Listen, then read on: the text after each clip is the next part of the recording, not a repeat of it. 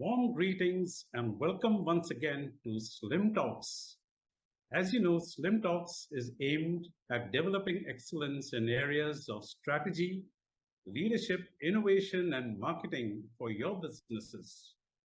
So, today we are going to touch on a very important aspect for the marketeer in terms of building strong brands and high value brands. The critical determinant of value of a brand is in brand equity. So, brand equity is an intangible that denotes the extent of attraction of your brand for your customers. And it's not just a bond, but it's an inseparable bond. As long as marketeers are able to traverse from awareness to building an inextricable bond with attachment and loyalty, that is when you're set to have an extremely strong brand equity, which is a determinant of your brand value. So, in today's discussion, we'll really look at the steps that are involved in building brand equity. So, in building a strong brand, there are certain critical steps. The foundation lies in establishing your identity, also known as who am I? Here, you make yourself known in terms of the category in which you operate. So, if you're operating in oral hygiene, you make yourself known in terms of the value of your brand in that space and the benefits it provides in terms of an offering catered to oral hygiene. So that is the very identity of the brand that you establish as the foundation. Who am I? You move on from the foundation to the next level, which is basically a brand meaning. What am I? So here you establish the totality of the meaning of what your brand stands for through certain brand associations. So in your communication, in your advertising, there are various brand related elements, which is the color, the look and feel, symbols, logos, mnemonics, characters, tagline, slogans, jingles. All these collectively add up together in terms of creating unique associations for your brand, which helps register your brand in the minds of your customer. So creating these associations are very, very important in order to reinforce recall. Take, for example, the character that you see in Asian Paints, that boy with the paintbrush in his hand. So the moment somebody sees that character, the instant recall in a flash goes towards Asian Paints. Similarly, when you come to eateries and fast food restaurants, when you look at the colors yellow and red, instantly you associate these colors with a McDonald's. So consistent promotion, advertising, and reinforcement of your brand elements build in unique associations for your brand that reinforces the recall and gives a meaning to what your brand is in the mind of the consumer. So then you move up to the next level from identity towards meaning. Now, in order to build the brand further, you need to climb up the ladder. And for that, you need to go to the next level, which is eliciting a response in the mind of your customer.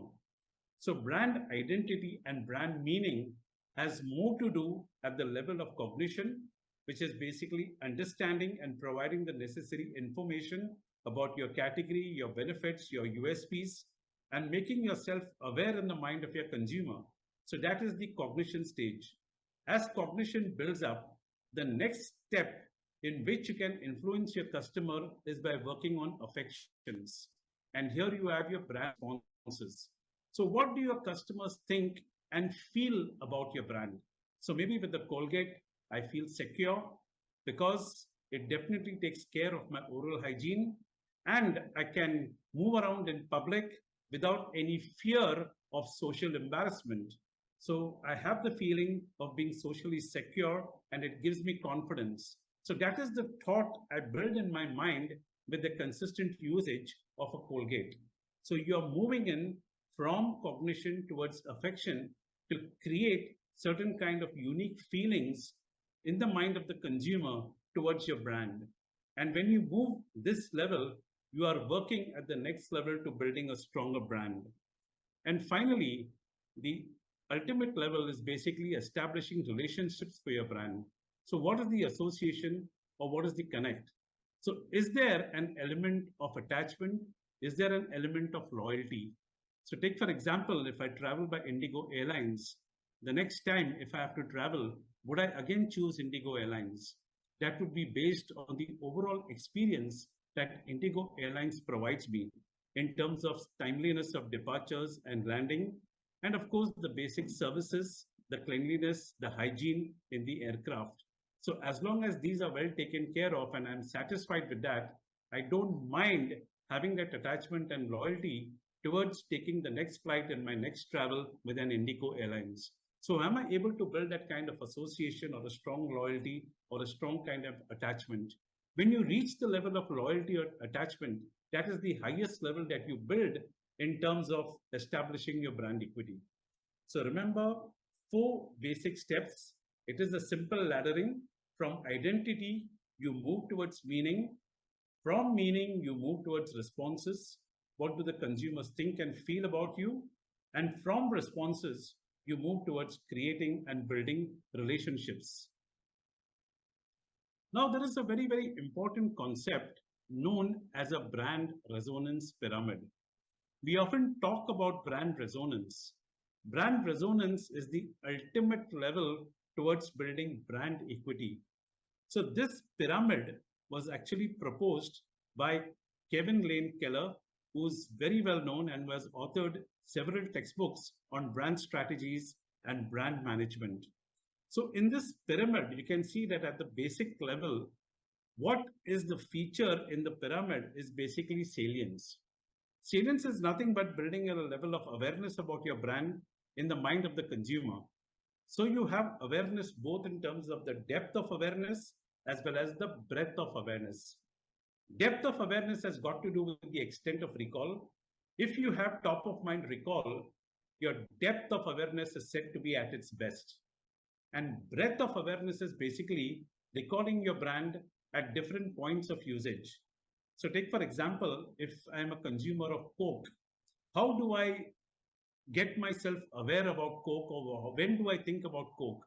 Do I think about Coke when I'm holding a party for kids at my residence, or when I'm in a company of friends going out on a picnic, or when I'm walking on the street in the extreme heat and I'm thirsty?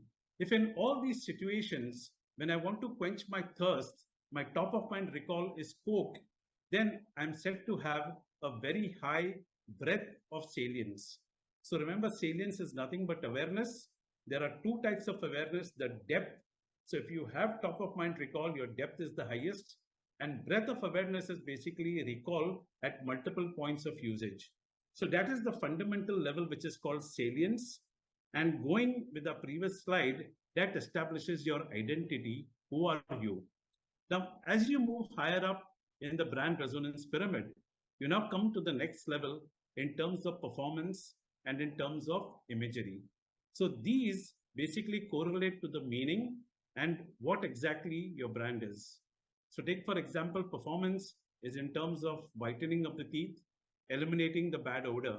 So if these things are taken care of, then I'm satisfied with the performance of the brand, and it builds positive associations in my mind towards that brand. And then you have imagery.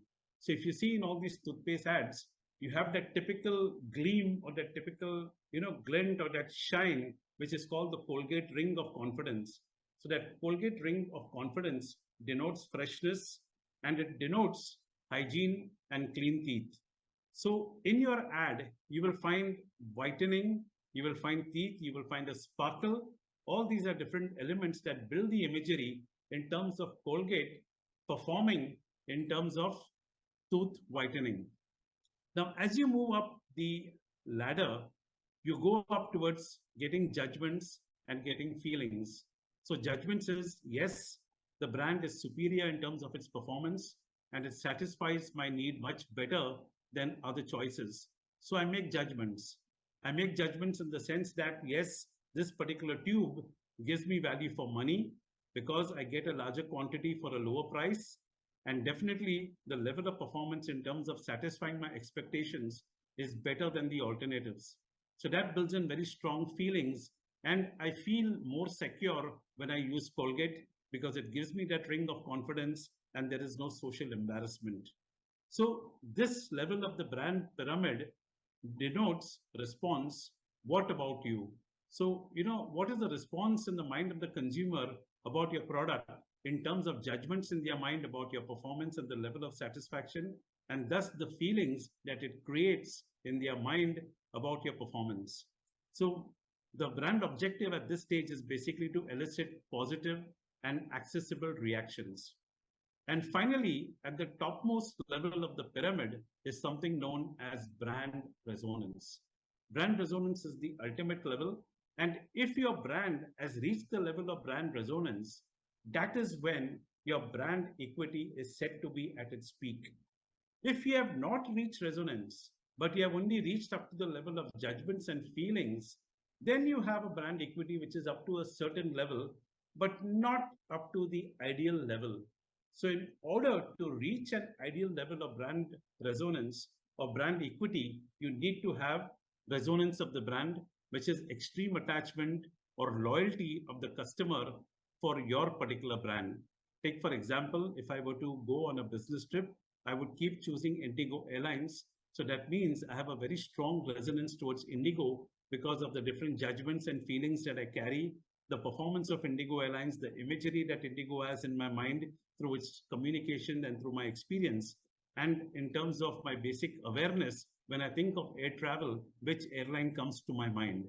So in order to build a very strong brand and to build a very strong brand value, which is consistent with a very strong brand equity, you need to move up the ladder from salience to performance and imagery to judgments and feelings, and finally to resonance. So what is the brand objective at each stage?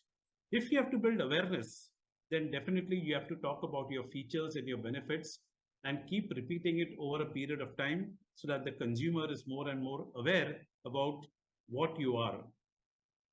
For performance and imagery, you have to compare yourself versus your competitive set, show where you stand better as compared to your competition. So what are the points of parity? That means associating yourself with that particular category, and what are the points of difference in terms of how do you stand out versus competition. So the brand objective in terms of building performance and imagery is more to do with communicating your points of parity and points of difference. When it comes to the third step in the pyramid of judgments and feelings, you've got to elicit accessible reactions. That is, you've got to move from cognition towards affection, creating positive feelings or affection in the mind of the consumer about your brand so that they keep using your brands. And finally, for resonance, you've got to build intense, active loyalty by consistently reinforcing your benefits, the social security, and how that social security gives you that confidence in every situation that you are exposed to. Also today, marketeers make use of loyalty programs, build customer experiences that are unique to build a soulful connect for the customer with that particular brand in order to have active engagement with that brand, with that particular consumer over a period of time so that there's maximum resonance. So if you are able to traverse the distance from salience to resonance, that is when you're set to have the peak in terms of building brand equity. So therefore, in a very cluttered market, the marketeer, there are multiple marketeers, right, who are wooing the consumer. The consumer is like a bride, and there are multiple suitors who are very high on their noise levels, decibels, messages. They clutter the bride across different type of media. They make different promises and different value propositions. But ultimately, the bride has to choose one. So same it is in marketing.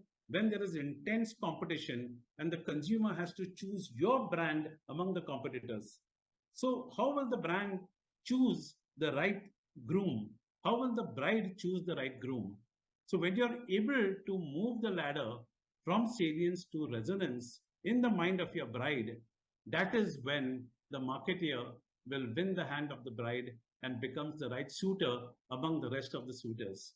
So, in order to differentiate yourself from the clutter, in order to win the confidence of the bride who is your consumer, you have to move up the ladder from salience towards resonance. When you do that, you build a very strong customer based brand equity, which helps you to establish a very strong brand value.